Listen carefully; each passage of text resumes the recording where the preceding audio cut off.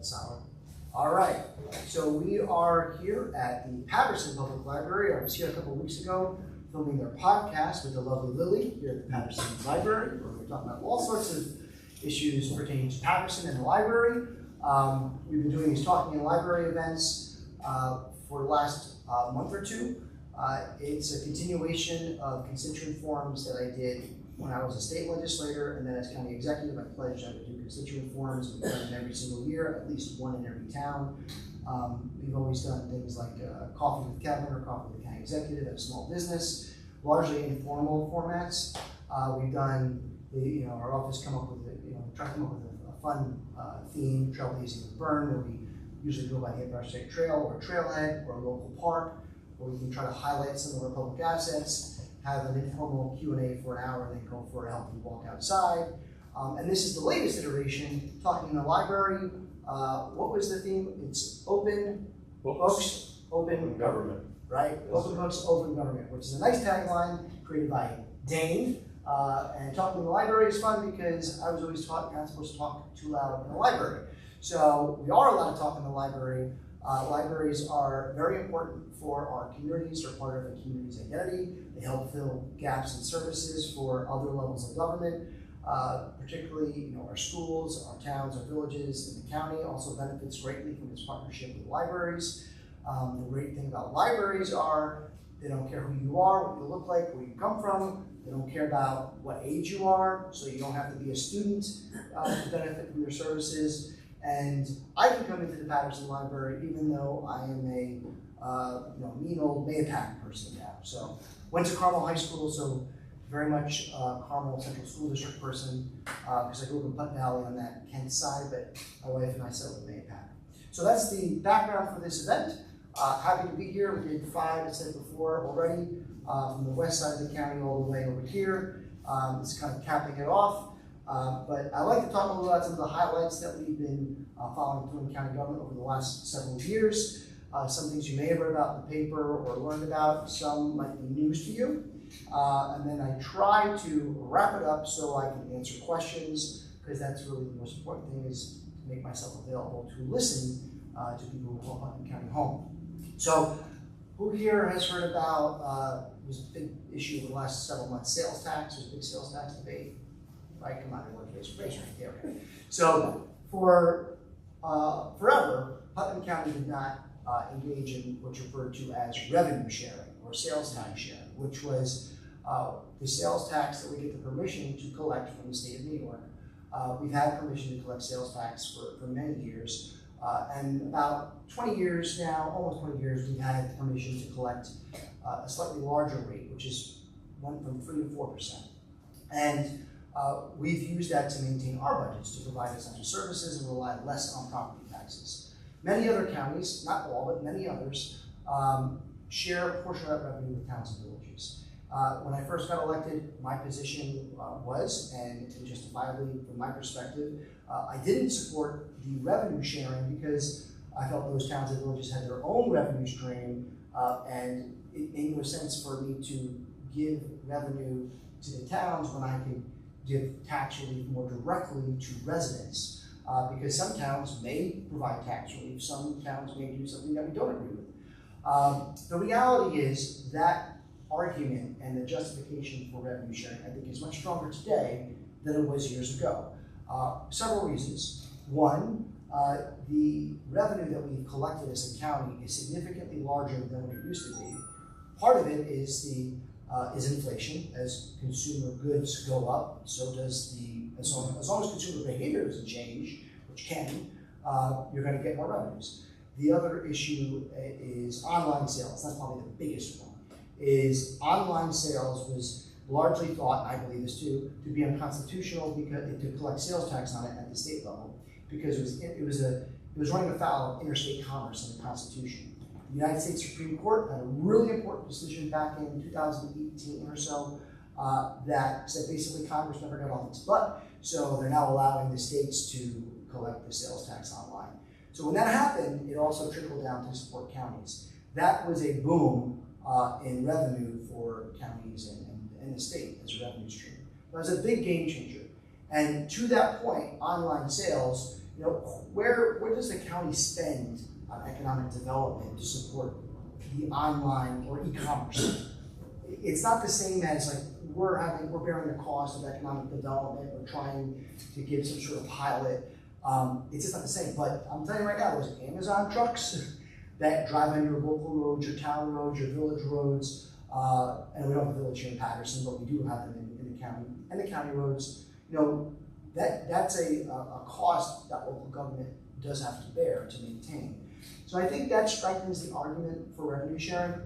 And the reality is, when I came into office, I ran on a platform to try to provide property tax relief wherever I could. I was able to effectively lower income taxes for middle class families in New York when I was in the state legislature. And on the county level, we were able to drive down the property tax levy just under $500,000 in my first budget that was approved by the legislature. But we also drove, and that was the first meaningful tax reduction in almost 25 years in the county. We also opted into a sales tax exemption, which eliminated sales tax on clothing and footwear under $110. So that's important because it's targeted relief that's just financially sustainable. It includes sales tax on clothing and footwear under $110 that's also online, which is why it's a more significant revenue loss for the county, about $2 million. And we lowered the property tax rate for the county's mill rate, the county portion, to its lowest rate in 18 years. That was in our second budget. So we made significant headwinds. The sales tax debate with towns more recently was because the permission we needed from the great state of New York was coming due. And some local legislators wanted to cut the sales tax rate. I opposed cutting the rate because if you cut the rate, that's a more drastic cut in revenue. So quite frankly, I worked with our town leaders to say, look, I would rather prioritize property tax relief. I believe that's a tax on wealth. It disincentivizes people from investing in the properties. I would rather keep the sales tax rate as it is, which maybe 20 years ago was less competitive with our neighbors. Right now, 56 of all counties in New York have the same or higher sales tax that we do. And we did something that most counties don't do. We have that sales tax exemption. So I worked out a compromise that I believe is historic, first of its kind, with our town supervisors, village mayors, both of our state assembly members, both of our state senators, Republican and Democrat, completely bipartisan. Every highway superintendent across the county also bought in and said we're going to continue the existing sales tax rate. We're going to share a modest portion of that revenue now with the towns and villages. We're going to make sure it's not a blank check, but that it can be used for public projects and improvements. So we can't just use it to grow government, but we know it's going to go for public purposes, which is important. And the county's going to retain that excess revenue within the existing rate that will allow me, as your county executive, to give the largest property tax cut in Putnam County history, which I said would be at least a $1 million reduction to the county tax levy. So what does that mean? I'll get to our budget hopefully get to our budget transparency website, which I want to show you a little bit. We have many sources of revenue for our county. The biggest is sales tax revenue. It's about $80 million a year. We also have $46 million a year is the tax one from property taxes. We also get federal state aid as a big source, and we also have other sources of revenue, taxes and fees from various revenue streams, from our DMV and things like that. But property taxes is being a reduction of 46 million to closer to 45. I said at least, so if we're in a position to do more, I'd love to do more.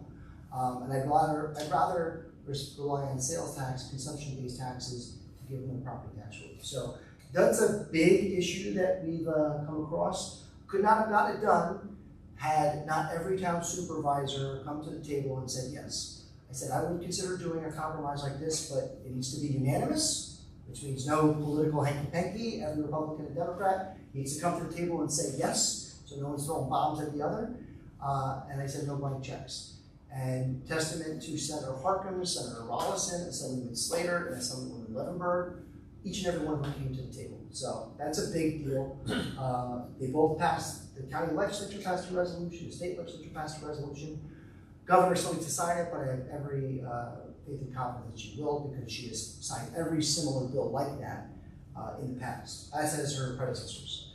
So another big issue that we're working on is we always try to find ways to think differently, expand our ability to provide services to people who are differently abled, physically differently abled, intellectually, developmentally differently abled. So some folks just focus on the intellectual and developmentally disabled. When we think about Think Differently, it really came about more from former Dutchess County Executive Mark Molinaro. But I expand that meaning and definition to ensure that we're talking about people that have physical impairments too.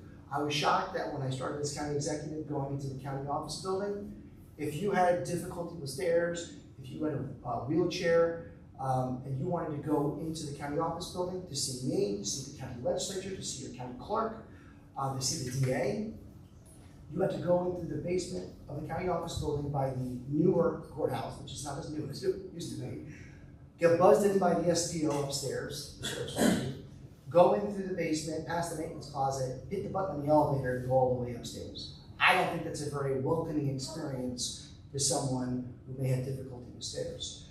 So with support from a state grant with Senator Harcum and our county clerk, Michael Bartolotti, we now have a handicap ramp in front of our county office building. We have improved use of our outside space in between the old historic courthouse and the county building. We have 88 accessible bathrooms on the ground floor, things that never happened. So those are big accomplishments, but then in a more in line with the traditional thought of Think Differently with Mark Molinaro, we created a new position within the Department of Social Services to bridge access to services with our partners in the community, including the nonprofits, to care for people that are differently abled. That full-time position, sometimes we refer to it as the Think Differently position. It's the coordinator for the Office of Individuals with different disabilities. Dana Tapach has been doing a great job, so that's been in action. And we work with our health department to launch what I'm really excited about, a braided model of funding partnership with our school districts for a new early learning center to provide services to our children who are 4 and 5 years old, 3, 4, basically the pre-K special needs population. Most people don't even realize county government does this. I didn't even before I was in state government. Most people think the school district is the only area that provides for services, educational services for children. Obviously libraries have a big role, but so does the county government. We get funding from the state to provide funding for early intervention, which is that 1 and 2 years old, and then 3 and 4 is something called CPSE, Committee on Preschool Special Education. And for years, we have been providing these services to children through contract agencies outside of the county because we don't have enough providers in Putnam. So what does that mean? It means that we're providing these services, but these special needs pre-K children are in some cases waiting on a bus over an hour to get services outside of the county. So first of all, that, in my opinion, creates an awful educational experience. But what also has been missed in the past is it costs us a heck of a lot of money on transportation costs, tons of money. So this new opportunity over the last year was more school districts opting into UPK. They have a desire for more places to offer their UPK services. So do we. So by centralizing the CPSE program in Putnam County, offering school districts to participate as a centralized location for their UPK programs, we're having a new early learning center that will hopefully improve the educational experience, cut down on transportation times, but over the length of our 10-year agreement with CBS, which is located in Patterson, save taxpayers over $1 million. So that's all based on the transportation costs. And for those who are oh, we're spending all this money on this new building, all you have to do is look at the balance sheet based on what we're spending before. It's a reduction. This is a net savings, a significant net savings for taxpayers. It's very rare you get to say, I'm improving services, I'm improving the experience, and I'm saving you money. It's almost too good to be true, but it is. And it's a testament to our amazing team at the health department, led now by Rian Rodriguez, our health administrator, who lives in Patterson, as well as Valerie Kurtz, who's been a long-time employee in the health department. So I'm very excited about that. It's very pertinent to the people of Patterson. You may have heard about some news. They had some very significant storm damage from a rainfall a few weeks ago. They had a partial collapse on the building that was not complete. It was the building that we were hoping to move into next year that needed improvements. None of those improvements were done. We hadn't spent a dime yet. The plan had always been to move into the space they currently have operating for September. That space is still being reviewed by engineers, but initial reports from them to us is that it is perfectly fine. We're going to be able to move into it. We want to make sure we dot every I and cross every T, but the goal was always to move into that space that was not damaged, where there is no roof collapse for September.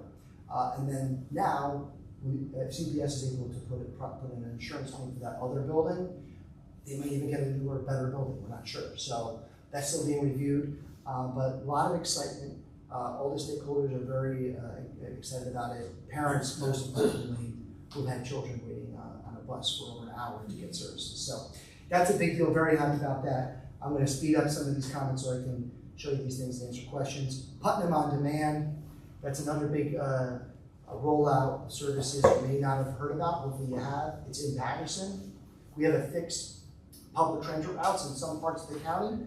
Some parts of the county, admittedly, I believe, have been underserved. Part 3 is the section that pertains to Patterson. Because it was grossly underutilized, the cost per rider in Patterson for the county was double what it was in every other fixed route. Over $40 per rider when others are closer to $20 per rider. So what we did was engage with a contractor, did an RFP, the vendor's name is VIA, to do a micro-transit model. We just got recognized in a report from Patterns for Progress about this because they want other counties in the region to follow what Putnam County is doing.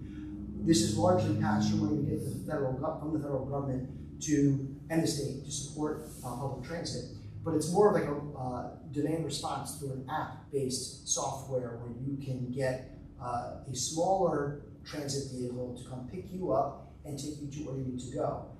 We've already, just the small reports that we've gotten back over the last, what's it been, Dave? 3 months? It launched a little later. Since the middle of May. May? Yeah. We were hoping to launch it back in like March. It did get delayed because we had to get they needed a livery license and everything from the state.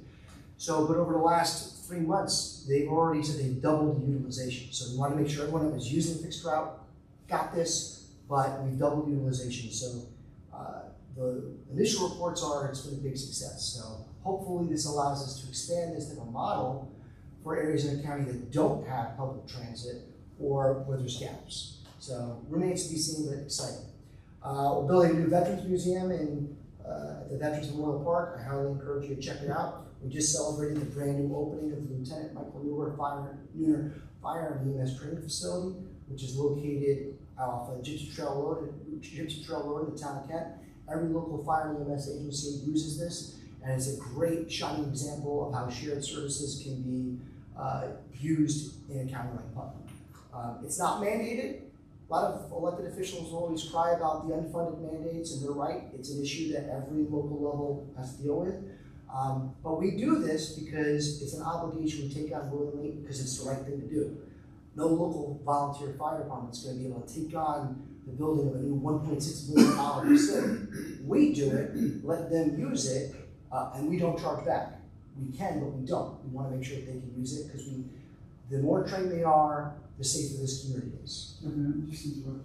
Should you allow access from out of county fire departments for that? We do. And do you charge them? We do not. And the reason being is we never have. Before I took office, I support that arrangement. If we ever got really enough financial squeeze, we could revisit it. But I support it because for many years, the former fire training center had a tower that we would use for firefighters, but it was closed for over a decade. The burn building that they would use for their live burn training was closed and open intermittently because we constantly had to replace some of the panels for costly repairs. So our volunteers, on a fairly routine basis, were going down to Valhalla to benefit from Westchester. So I think it's a shared service also with them. So, and it's helpful to try different training facilities anyway, because you want to be able to kind of change the model up to get new, fresh training. So I love the new facility because it allows them to move temporary walls, all these really cool things that the prior facility did not allow them to do. So it is exciting. We celebrated, just gonna keep moving along. County Fair was just this past weekend. If you stopped by, I hope you enjoyed it. We had an awesome history pavilion gearing up the celebration of our 250th anniversary of American independence. We had reenactors there, lots of cool things. Constitution Island was there. Who here knows about Constitution Island? I'm not trying to embarrass anyone. Great. It's awesome. So many people don't know it's part of Putnam County. You ought to. We talk about like some of the most significant events for American independence. People talk about, obviously everyone in this county knows about Civil Ride. The rest of the world may not, but we certainly do. But you talk about Declaration of Independence. You talk about the United States Constitution. Talk about how about the great chain across the Hudson River that prevented the British Navy from splitting the colonies in half. And how on earth could we have survived and won the American Revolution against Great Britain had we not been able to successfully have that chain, which went from what is now West Point all the way to Constitution Island. Constitution Island, which is owned by the federal government, operated by West Point, governed in some part by nonprofit, but also part of Putnam County. So really cool, and we, as a county government, part of our budget is we support public transit on bi-weekly. There's weekend, you can register and go to Constitution Island, and it's our bus services funded by the county and transport people from Cold Spring train station to Constitution Island. So it's part of tourism, but it's also just something that every resident should know about. A lot of good, exciting successes on the business front. Ace Endico completed their major expansion. They got more expansions on the horizon. Lesser Evil Popcorn Company from Connecticut became a tenant at the Pugsley Road project over in Southeast. They've now been bought out essentially by Hershey, and now they're in conversations to buy that property versus just being a tenant, which means Hershey will be like, hopefully, knock on wood, will be an actual property taxpayer in Putnam County, which would be really cool. And Brewster Yards is still ongoing, that project. Nonprofits like Magazine of Time and Art over in Garrison finished their expansion.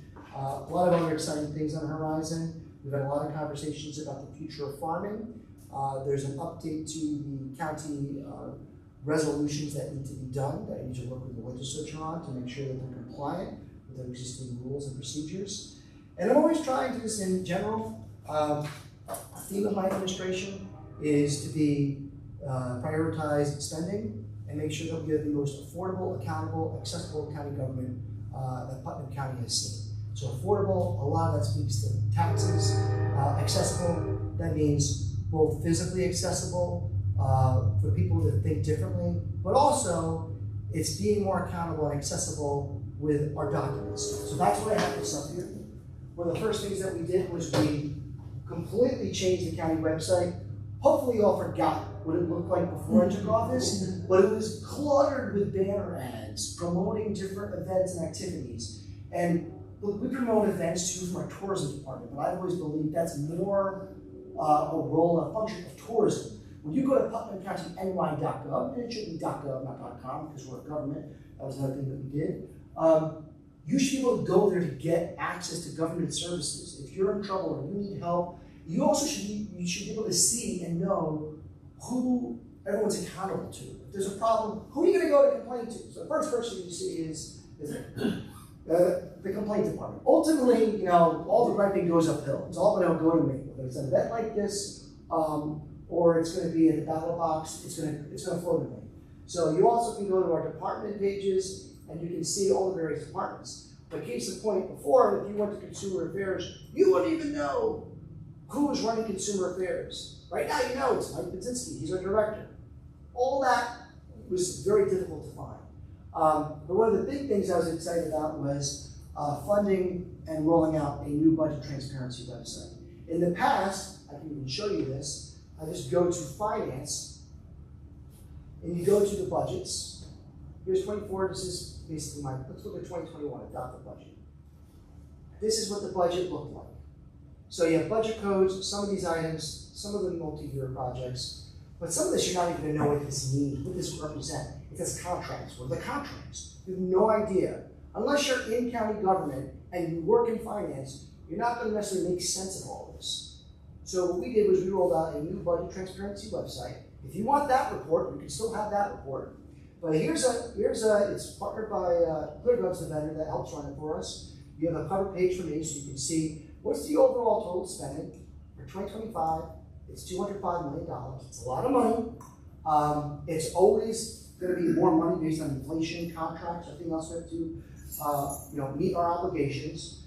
You can see what the tax levy is. You can see the tax rate's 2.7. That's $2.70 per $1,000 of assessed property value.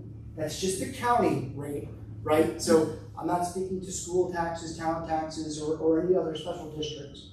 You can see that this is including approximately, as I said before, $46 million of property taxes.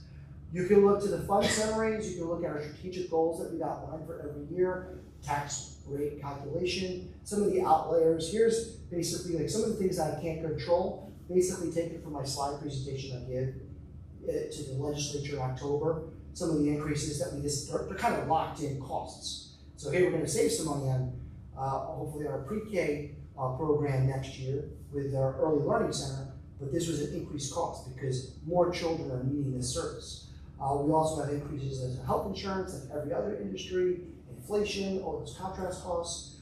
You can see debt service costs. You can see our capital plan. We have a 6-year capital plan. But here's what people really typically gravitate towards. You can look at department funding, the legislature, county executive, district attorney, sheriff. Let's go to one that I always get nervous because sometimes like there's an issue here. Let's look at DPW. Let's see if Tommy did a good job, right? So you want to look at the department's org chart. You can take a look at the org chart so you know who's responsible to who. You can see a little bit about the mission statement, who's in charge, the total spending. It's a big department. Spend a lot of money. Road improvements and infrastructure is important. This used to be a Department of Highway and Facilities. We professionalized it with the charter change to make it Department of Public Works. Call it what it actually is. It's kind of weird to see the Highway Department taking care of our parks or the golf course. So Department of Public Works does engineering. They do our facilities. They do highway improvements. They do a tremendous amount of work. So that's our DPW.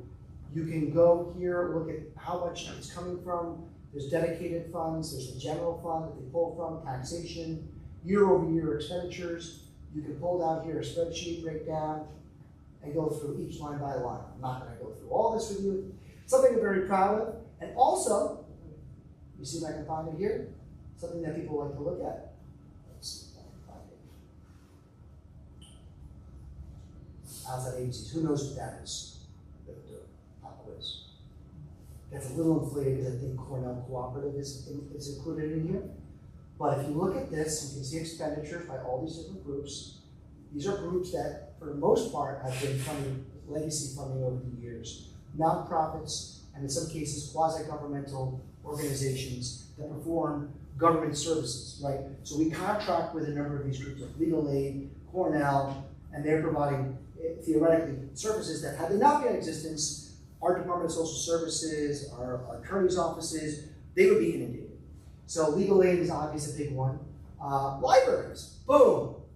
Talking about libraries? You want to see libraries? So here's libraries. Want to look at that?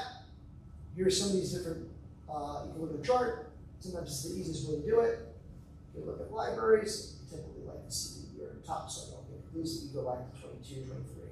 So let me find libraries.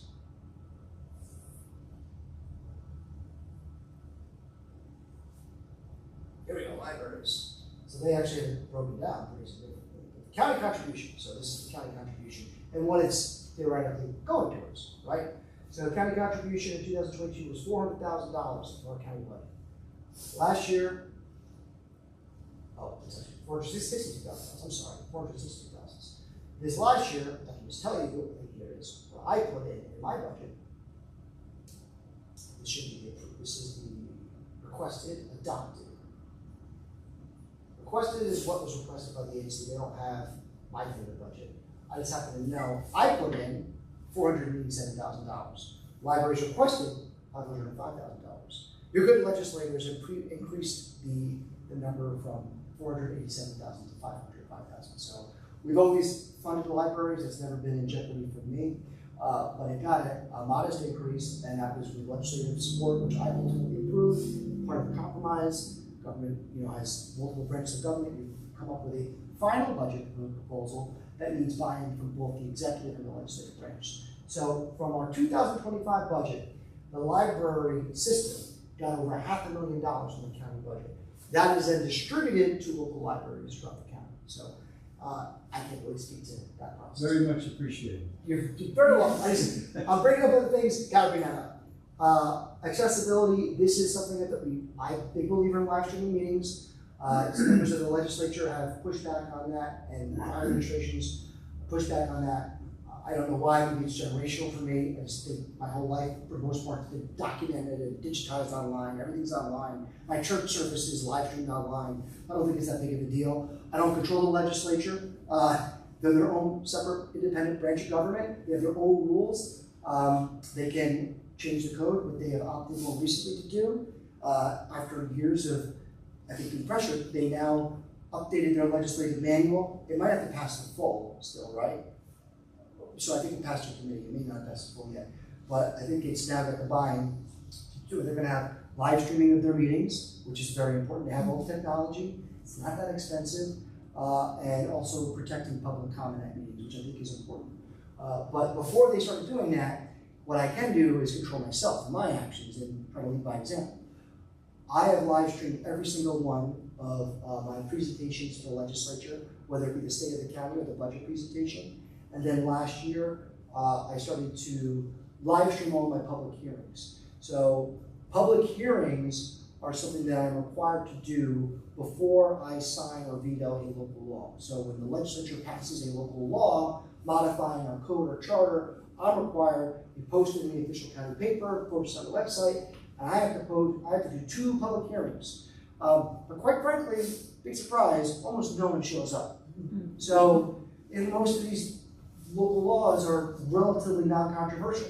So they're not for resolutions, but for local laws. So I live stream them on your county's YouTube channel. So you can see any of them. If you want to ask a question about it or you missed it, you can do that. And another thing that I do that was starting last year, again this year, some people may not like this, I just wasn't, again, from my perspective, not a big deal, financial disclosures. How can we know there's a conflict of interest if you don't know what the alleged tie-in is, right? As elected officers, public officers, we are required by law to file a financial disclosure form. It goes to the Board of Ethics, but unless someone foils for all these things and tries to get a essentially redacted version of it, they're not publicized. When I was a state assemblyman, I gave it, and it was posted online because the state legislature posted online. That requirement to post online is not a requirement of law. Rather than me trying to say, let's change the law, I just did it myself. The IT department is a part of the executive branch, so you want to look at my financial disclosure for 2022 that I was required to file when I was first elected, you can see it. You want to look at my 23 financial disclosure, you can see it. You want to look at the most recent, 24, I filed this year, it's for all of last year, you can see it. Big news flat, you can see this. I put my spouse on there. I turned out my son's name, which is not hard to find. His name is Braden. But big news flash is I still got some graduate student loans, so go ahead. A few other things here, like a couple of different groups I'm affiliated with. I was a member of the Carmel Republican Committee. I resigned when I took office because the county charter forbids the county executive from holding any other elected public or elected political office during his or her term. I interpret that to mean political committees, so I did that. But the reality is, I just think, say I took out a loan or I owned some loan shark money or I had a big interest in something, and then all of a sudden they got a big, hefty, multi-million-dollar contract. How would you even know there's a conflict unless you saw that? You wouldn't. Nor would even the board, no one, so I just feel like disclosure is better. So I put it up there. So I said I was going to try to not talk as much. I definitely talked more than I expected to. I'm happy to answer any questions, but those are obviously things I'm very proud about. And I'm not going to go through them. I'm just going to show it. If you want, the state of the county is live streamed. But another big thing is if you go to the state of the county, which is 2025, this was never shared with the public. I changed this as well. Annual reports from all of our departments and our outside agencies. When I present the state of the county to the legislature and the public, I'm also required to present annual reports from each department. So you see, are they meeting their goals, their benchmarks? What's the impact? Why wouldn't I want to share this with the public? We want this out there so you know where your tax dollars are actually going. So you see the annual reports from each department. You want to, it used to be, this was clickable, but you can see what the DA is, what they're putting in, what the financial standing of the county is. You can see what libraries can see. I said I was going to go into the hearing.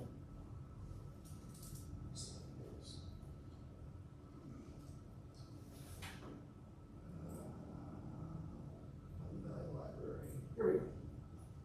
So I just, it says library, it's probably, oh no, that's why, it's not like agency report, that's why. Libraries are departments, not agencies. There you go.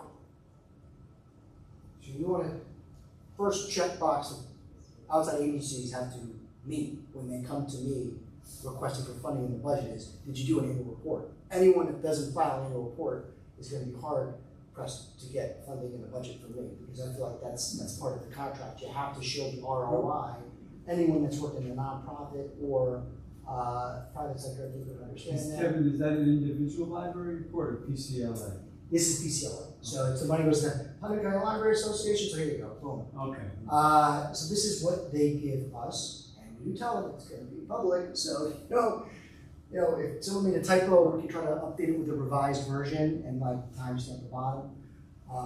And big surprise, when you tell people we're going to be transparent, it's public, the quality of product that you get is remarkably improved.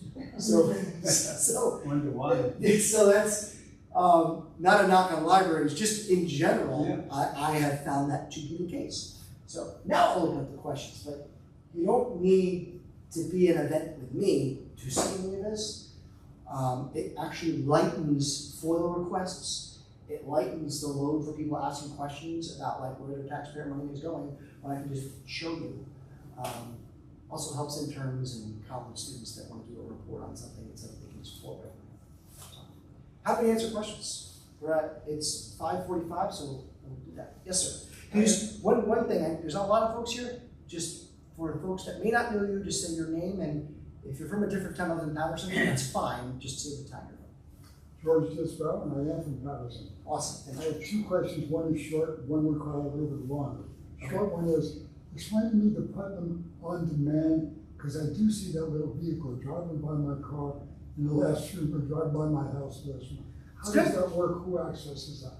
So we've relied on VIA to do a lot of the marketing, and the first step is they market it to people that are using the fixed route system already. So anyone that you see those big blue buses, blue and purple buses, probably due for like a lot of them to be refreshed hopefully in the upcoming years. We've gone through our senior centers, our friendship centers, the town, I think rec centers to kind of promote it. It's for those that need public transit. I think, Dave, refresh me if I'm speaking here, I think it's like $2.50 per ride for those that choose to use the public transit. Could be lower as You well. go, they go to appointments Depending on and. distance. Yeah, you can make an appointment. There's an app that you can use. Okay. It should be, see if there's some more information on the planning website. I believe they're county. Oh, climate smart, that's right. We got ground certification from the DEC. Let me see if there is. This was a short question. It's a short question. And Kevin, we have had people use it to come to the library. Awesome. Yeah, we do. Staff members as well. Oh, We okay. did have Rosemary Ferreri come and give us a training on that, so our staff is well versed on the app and Down below. how it works, so. Oh. We can All help right, you. okay, so I can find it on the website. Yeah. 250, 125 for seniors. Yes. So there's, I don't want to misspeak, so the information's right here, so we can navigate that pretty quick. And it bleeds a little bit into other towns too, because it's designed around what that fixed route had been. And it's a pilot program, right? So we did this basically like a revenue neutral, cost neutral pilot, because we had a little bit of overlap with the fixed route and the microtransit model. But as we transition to the microtransit model, if it's successful and we have some facts and evidence to back up its expansion, then I foresee a future where Putnam Valley, they have like no public transit. Phillipstown has like no public transit. I hear about it all the time. But also, they don't have the density or the utilization to really justify a fixed route. I don't think it's as feasible for other areas. So, it's probably one of the reasons why Patterson struggled over the years, right? Patterson is a smaller town. So microtransit is successful here, and so far, every measurement we got is that it is. I think it could help expand the service elsewhere, and maybe even in certain towns that have a fixed route, it could help expand access to another big issue, paratransit. For those people that are differently abled, this is part of a fix to help those folks too. Second question, yes. The other question, I know it's a big issue, and I don't know what the county legislature has decided in terms of farming agricultural districts. Mm-hmm. If you could give us. I glossed over that one, didn't I? I just said future of farming, I didn't go into it. No, so the legislature has very much, I think, reformed its thinking on the issue. This is my opinion. One of the things that I wanted to do early on, I shared that, my administration shared that with some of the farming community that was upset about the decisions of the Agriculture Advisory Board. I said, look, I've done this before as a state lawmaker. Let's see if we can bring in the Farm Bureau, other experts outside the county government. We did. Some folks didn't wait for that meeting because I also did believe that the resolution that was affect the law that the county had been following, while we should be following the law, I believe it made no sense, and I believe it was obsolete, and it's not to point fingers at anyone. Laws change. When you see something that is nearly 20 years old, it's reasonable, in my opinion, to revisit it, especially if you don't think you were necessarily enforcing it consistently along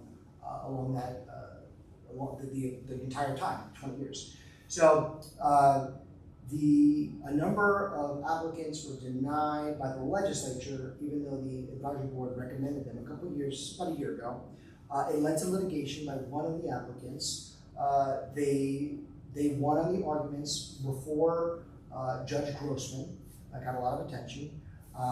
There's a lot of different reasons why I believe some applicants were denied.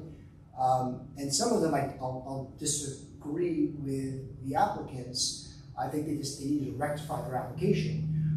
They gravitated towards the one big issue, which is where I felt that resolution wasn't consistent and did need to be updated. I agreed with them. It was like, let's just do a roundtable, and then the legislature needs to pass a resolution to update it.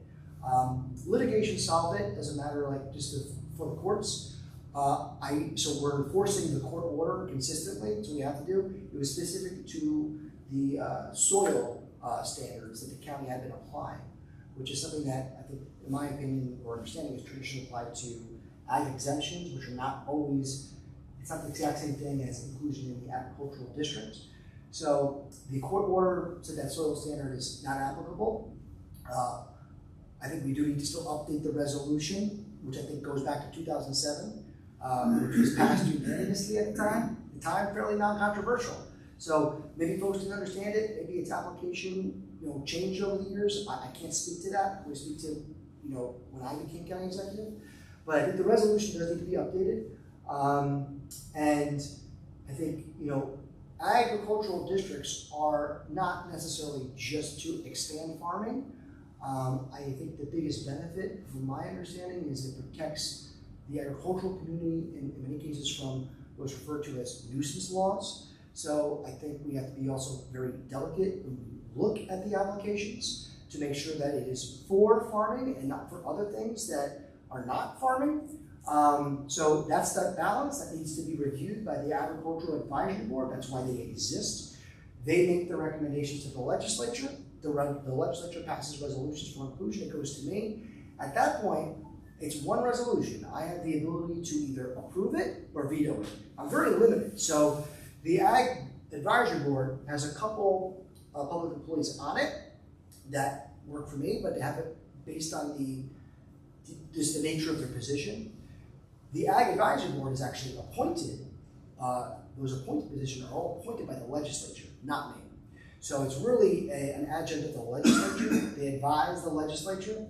They pass a resolution, give it to me. I can try to opine and give my opinion, but at the end of the day, it's not something that I can veto, because if I vetoed, say I disagreed with one applicant, I'd be vetoing everybody else. So that's kind of the process for inclusion in the ag districts. It's been a point of contention with a number of the towns because, I know there have been concerns, not throwing anyone on the bus, just in general, about public postings so people can contribute and express their concerns or support throughout that process. They have those opportunities, to be fair, at the legislative committee meetings, right, before a vote. At the committee is where the legislature has engaged public comment. It's been controversial to some. Public comment at the full legislative meetings, they do at the end. And I believe there's opportunities before the Ag Advisory Board, although that may not have been clear. So we did update the website on that too. That wasn't updated for a long time. Dane, I'm trying to think of the name of the website. Is it? I think I'm good with this one. I don't want to infringe on other people's time. Yep. But I thank you very much. You're very welcome. There's an updated website for farming. If Dane remembers the link, we can look that up too. Sorry, I can go forever on an issue, as you probably have now realized. So, other questions? Yes. Ruth McGoldrick, Patterson. Yep. Going back to the budget, how concerned are you or not concerned with regard to cuts in federal funding down to the state, which ultimately funds down to the county? Mm-hmm. In your preparing budgets, how concerned are you going forward? So we're always mindful of that each and every year. Anything that is a cut from the federal government, like for example, federal transit dollars allows us to do a lot of the capital improvements that we have. I feel very comfortable with the FTA because Mark Molinaro has been nominated to be the FTA administrator and he's very familiar with this area, so I don't think he would want to do anything to hurt Dutchess or Putnam County. We're always mindful of potential cuts, whether it's just broad-based cuts, but also it could be federal compliance that we need to be mindful of, so there is no cut. So that's something that we're always watching, particularly as it pertains to mentioned FTA and highway and infrastructure funds, but also for social services, for DSS. A lot of that funding comes in from the state. As you know, a lot of the funding has been block grants. The federal government is traditionally been limited in giving direct spending to local governments. It has almost always gone to the states to filter down to the county and local governments. The big exception is congressionally directed spending, also known as earmarks, right? What I will say is, I think it's getting a lot of attention now, and some of that is fear. I haven't seen any of these concerns be realized on the ground. They haven't affected our operations at this point. We have dealt with this before, regardless of who's in the White House or who's in the governor's mansion. We just more recently, I talked about this for the 24 and 25 budgets. FMAP, most people don't, there's a lot of acronyms in government. Enhanced Federal Medicaid Assistance Program. Federal Medicaid dollars that have been guided to the state to be passed to local governments, specifically county governments. Why? Because New York is one of the few states where county government is the implementing arm of the Medicaid program. It's not run and administered at the state level. We have federal dollars, state dollars, and some of your county property tax dollars go to support Medicaid at the county level. So that FMAP program was about $3 million, and a couple of years ago, Governor Hochul siphoned it away, said, we're taking it, and used it for their state budget, and we got nothing. So that's obviously a big revenue loss then. I could have cried poverty and said, we're gonna cut services for our most vulnerable. We weren't gonna do that. We made the program whole. We made sure that we were able to manage. We're in a fortunate position where we are financially strong. We have one of the highest bond ratings in the state. I just read that Rockland County and Ed Day just got AAA bond rating by Moody's, which is truly remarkable. I think they're the first county in New York to be able to get that.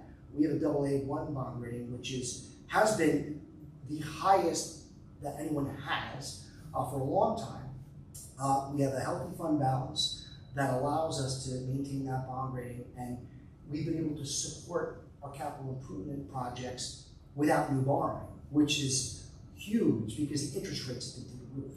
So to answer your question, we're always monitoring it. We haven't realized any negative impacts yet, but like we have to be mindful of that. So it's something we're always mindful of. So it's a good question. It's Yes, Dave. Keep Putnam Farming is the name of the subpage. Don't always do this. This was an evolution. After the last few libraries, were like, we can put this on the screen if you like. I'm like, that's right, it's the library. So then I started to do it. So, so this is you can see they have big things we funded. The legislature did it. They cut it in my first budget, and they put it in. I think for this year, at a request from Commissioner Morosa, was farming plan. Farming plan's over 20 years old, so that's another thing that we need to do is something to count as farming plan. So you can see some of the information. The resolution that I'm referencing, that's old, it's from 2007. So it's not 20 years old, but that's the resolution that was subject to the litigation. So that's we comply with the court order, which means part of that resolution is not being followed right now. Yes, sir. Don Ferraro, Patterson. I don't know if the county has any involvement with this at all, but that's what I want to ask. For a long time, Patterson had promoted a project of Costco coming in to Patterson, and a lot of litigation took place. It's been held up and held up. In addition, a hotel is proposed, and the land was clear, but nothing's happened. Does the county have any regulations or input that could slow these projects up as we speak, or is it simply a problem within the town of Patterson? So, as a former member of the town planning board in Putnam Valley, I love limited local government, right? So I never want to be the one that steps on local control. Building and zoning is a core function of town and village government, not so much the county. We don't have a county planning board. Some counties do. We have a planning department that works on planning, development, transportation, and they very much, I try to help support our towns, and I try to position them as such. We have, one of the outside agencies that's funded is the Economic Development Corporation. County governments across the state do support economic development, and that's kind of the marketing arm to try to bring in prospective businesses to support towns. But the actual planning process, that and approvals need to be done at the town level. Sometimes it engages obviously the health department, that's the county. Sometimes state Environmental Quality Review Act, those things are largely done at the town level. So sometimes, depending on the proximity of a project to a county line, then the town may be a lead agency and the county is a participant. For those projects, I don't know where they're at right now. I can tell you the Patterson Crossing project, we were talking about that when I was in high school. So that was like 20 something years ago now. So it's been a long time coming. It's got a lot of traction more recently. But some of these things have been, it's frustrating. I know there's a lot of charged opinions on it, but it's like, if you're gonna do it, I think it creates seeds of doubt. If there's a project that you want and it doesn't happen, then other people and investors look at the community and go, I don't want to do business there. It took this poor guy or girl 25 years. So I think the Ace Endico project in Southeast is a shining example of how it can be expanded. They've been great partners to the community. They sponsor tons of things. They're near the highway. They're not imposing on a residential community in a negative way. They're a big employer. And I'd like to think that the other projects are going to do that too. I hope. I hope so. Yes, 6 o'clock, are you okay? Can I I'm ask- good. Okay. Yes. Stacy Dumont, Thank you. Thanks, Patterson. Stacey. First, a compliment. I think the facility for our students with special needs is spot on, money well spent. So thank you and congratulations, and thank you for choosing Patterson because it's a great service. So thank you. And I'm a teacher of students with special needs, so I have a special interest in that. So thanks. And thank you also. I'm also part of a theater group that receives money from the Putnam Arts Council, which is county money as well. So thank you for the Music Theater Company. I do have a question similar to Mrs. Goldrick. Do you see SNAP funding affecting the county, and is that something that the county feels like they're going to have to start to contribute to as well? It's possible. So we have to monitor to see if there are broad-based cuts or are they limitations on the use of funding for certain circumstances. Like, are they going to add in work requirements for individuals to demonstrate that you need to show that you're trying to get work beyond what we already do? So I think those are the real questions that we have to look at, and I'm literally meeting with departments throughout this month, every week, to go through their department budgets. Part of our questions are, do you see any risk of loss of federal funding? We ask that every year, like I shared before, but with more conversations around some of the more social welfare programs and what are they used for? Are they going to be used to lift people up, or is it having a desired effect? So I think part of it is, what would be the financial impact, or is there compliance issues that we have to be mindful of too? So, or is it both? So we're monitoring that. Right now, we haven't seen or had to make a budgetary change for this year. So that's the immediate concern that we're working on is this year, and I haven't seen that. Thank you. So, other questions? Hi, Miss. I didn't get to say hello to you. Catherine. I'm Becky from Patterson. I'm a trustee. Awesome. Well, the trustees packed the room. That's good. Go to the library. I'm sorry you're missing a concert. I'm not nearly as entertaining as whatever was supposed to happen outside. That you can blame the rain. Don't blame me for that. We were on the podcast with the Patterson Library. What's the name of the podcast? Patterson Library Connection. Patterson Library Connection. So is that on your YouTube channel? It's on YouTube, Apple, Music, Spotify, and you can go right to our website and click on the icon. It'll air in August. It'll air in August, and you'll probably see and hear a lot of similar conversation. I'm sure we talked about a lot of other things too. It was pretty broad-based stuff. Yeah. But look, I've called Putnam County home my entire life. Went to a group in Putt Valley. I just went to Carmel. I just got awful news. One of our knew the Efren family. So Joe Efren passed away. He was my former scoutmaster in Carmel Troop 1. So just learned that news last night. Just recently? I think he over the weekend. But I just got a text from Jerry Wiggers yesterday. So even though I was a Putt Valley kid, I was in the Carmel School District, active in the fire department. So I love this county. I love this job. It's not without its challenges, personalities, but that's life. But Patterson has always been a great town to work with. I work very well with your leaders in town government. We got a great county legislator over here too that we work very well with. I guess you have two, right? I don't know, but one that covers most of it. And I'm just grateful to have this job and be able to answer questions. And you don't have to wait for one of these forums.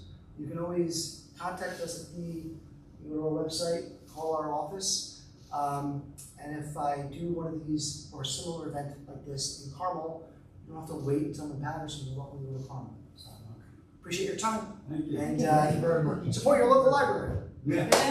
Yeah. Thanks very much. Very welcome.